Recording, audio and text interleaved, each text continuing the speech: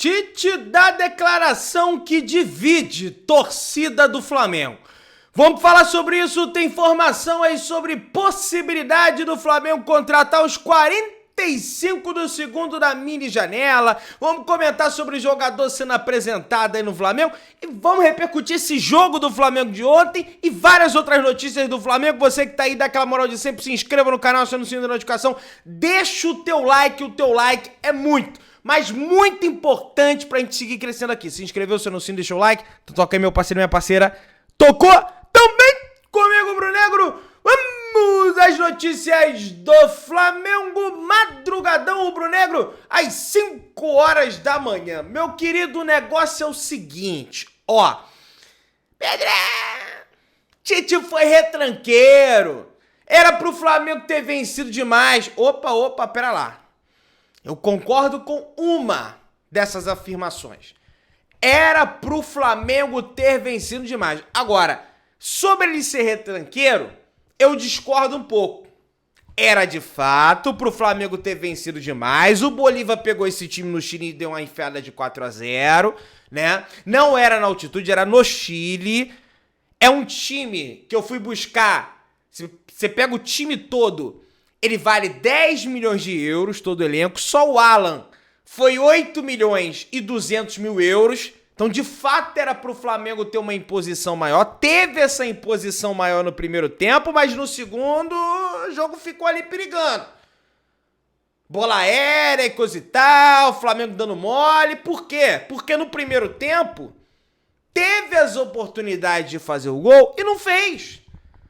É um problema crônico desse time do Flamengo. Perde gol atrás de gol, é inacreditável. Isso tem que ser corrigido urgentemente. Gente, o Internacional deixou de vencer uma Libertadores da América por conta de fracasso em finalizações de um atacante, é verdade, no caso, o Ener Valencia.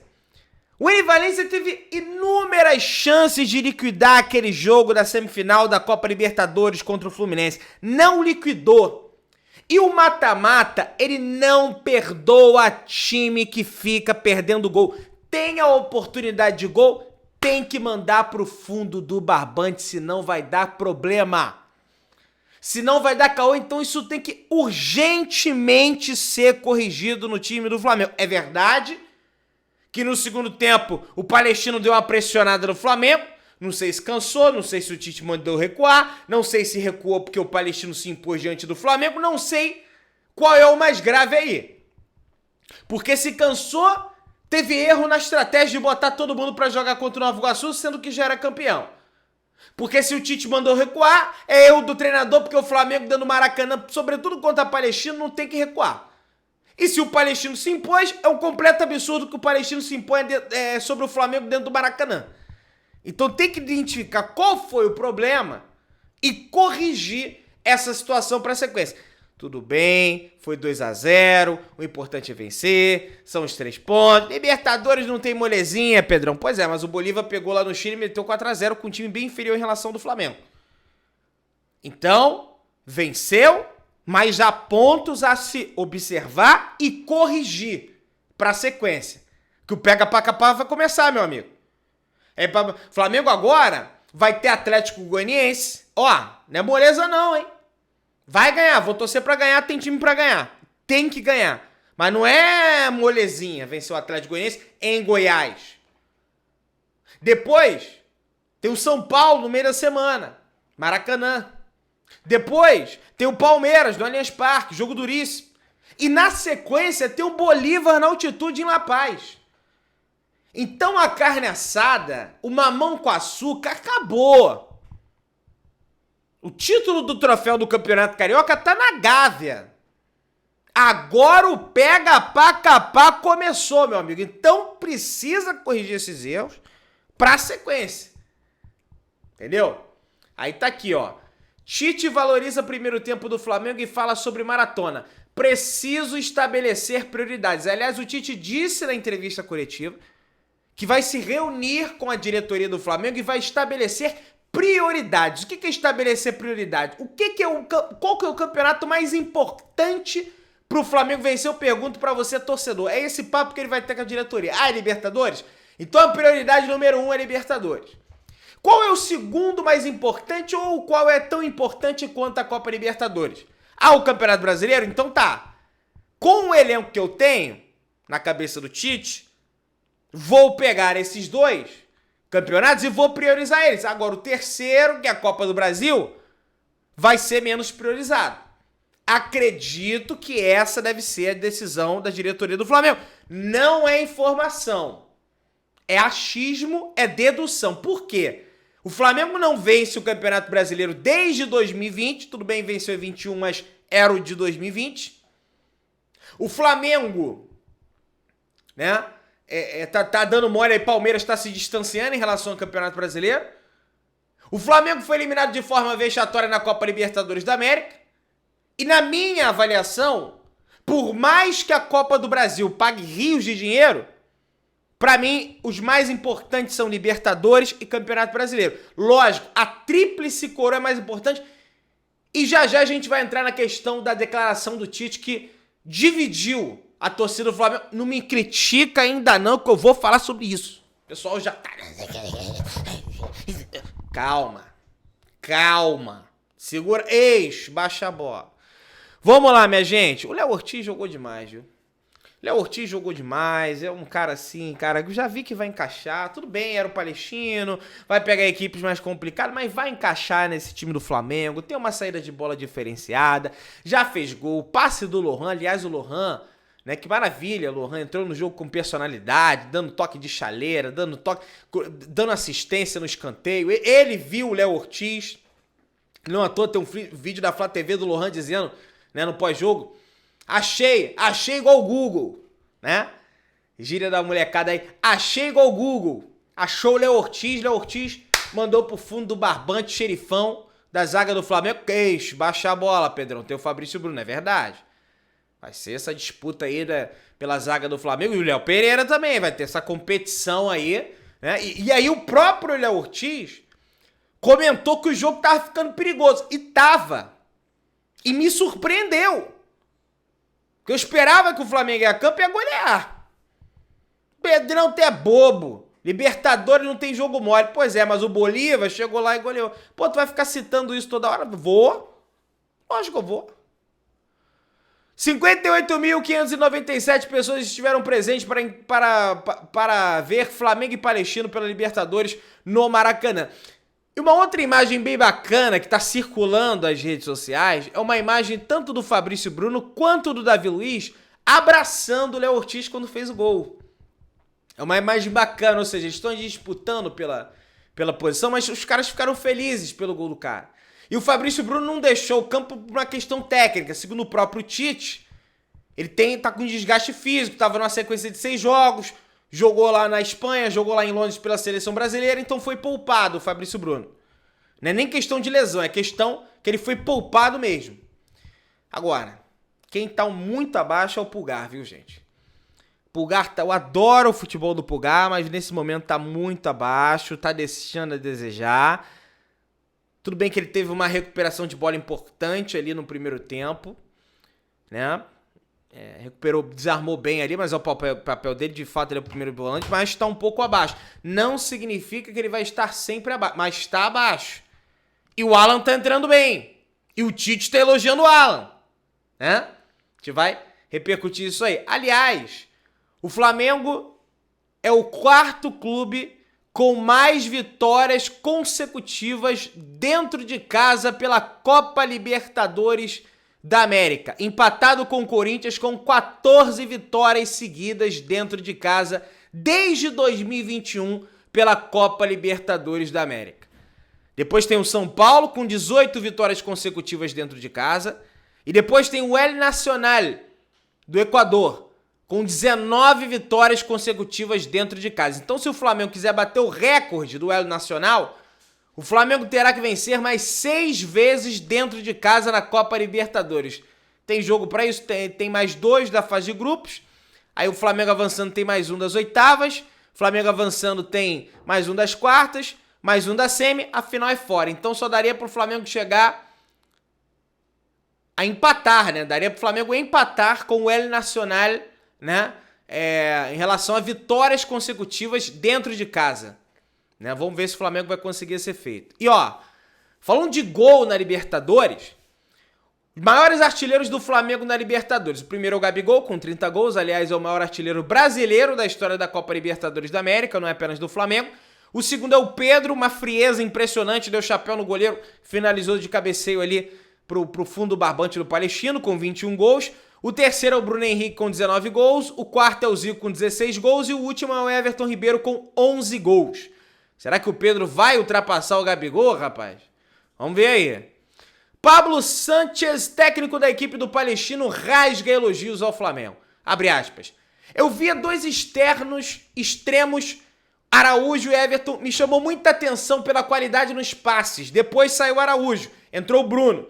E você não sabia quem tinha mais qualidade. É impressionante. E ele falou que esse jogo aí do Flamengo no Maracanã já era um jogo perdível pro Palestino. Que o golpe duro deles foi justamente perder pro Bolívar em casa. Tomou uma sova de 4-0 lá no Chile pro Bolívar. Vamos repercutir a fala de Bruno Henrique, meus amigos, na zona mista. Ele comentando sobre a conquista dos 3 pontos em casa. Libertadores a gente sabe que é um torneio muito difícil, mas conseguimos uma grande vitória hoje. Aí o Rodrigão que estava lá perguntou para ele também sobre a questão do Bolívar, da altitude, como é que vai ser enfrentar a altitude. Ele falou que vai ser difícil, aquela coisa toda, né? Enfim, né? Vamos avançando. O Varela foi perguntado pelo jornalista Gabriel Órfão, dos canais Paparazzo Rubro Negro, sobre como está sendo esse momento, esse início de ano para ele, né? Várias coisas boas acontecendo. Ele começou o ano já fazendo gol contra a equipe do Audax. Partidas oficiais, né? Tô dizendo. No Campeonato Carioca, aquela goleada por 4-0 do Flamengo sobre o Audax, gol do Varela. Acho que ele que foi quem abriu o placar, se eu não me engano, né? Foi lá na Arena Amazônia, né? Esse jogo lá em Manaus, se eu não me engano. Muito jogo, às vezes pode me falhar a memória, me desculpa. E ele falou que tá sendo muito especial, afinal de contas ele foi papai recentemente, que ele tá jogando muito bem. Falou sobre não ter um substituto nesse momento, porque o Wesley tá lesionado, tanto é que o Matias Vinha, lateral esquerdo, teve que entrar no lugar dele porque ele sentiu câimbras, né? O time do Flamengo foi muito elétrico no primeiro tempo, teve muita entrega física, acredito que teve um decréscimo no segundo tempo por conta disso também. Mas aí é a tal questão das prioridades, que eu discordo, que a gente vai comentar sobre isso. Aí, meus amigos, o Tite deu a seguinte declaração na entrevista coletiva que tá rodando as redes sociais. Vamos ver o que o Tite falou. Tite sobre prioridades. O torcedor diz, abre aspas, eu quero ganhar tudo, fecha aspas.